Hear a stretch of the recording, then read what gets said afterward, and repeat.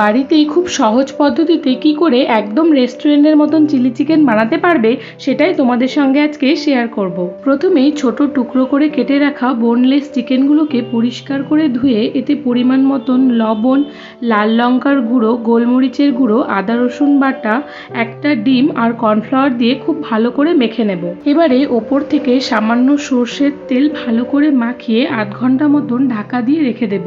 এরপর একটা বাটিতে বেশ খানিকটা টমেটো সস, সামান্য red chilli, green chilli, soya sauce, অল্প জল দিয়ে ভালো করে গুলে নেব। এবারে কড়াইয়ে তেল গরম করে একটা একটা করে ম্যারিনেট করে রাখা চিকেনগুলোকে দিয়ে মিডিয়াম আঁচে খুব ভালো করে লাল লাল করে ভেজে নেব।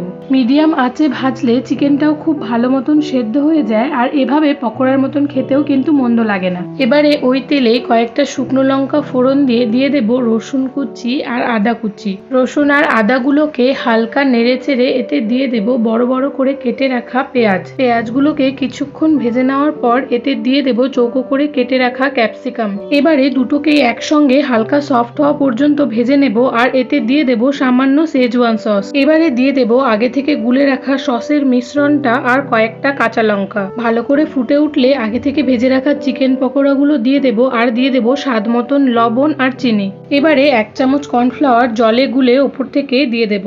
ব্যাস কিছুক্ষণ ফুটিয়ে গ্রেভিটা ঘন হয়ে এলেই নামিয়ে নিলে রেডি একদম রেস্টুরেন্টের মতন চিলি চিকেন।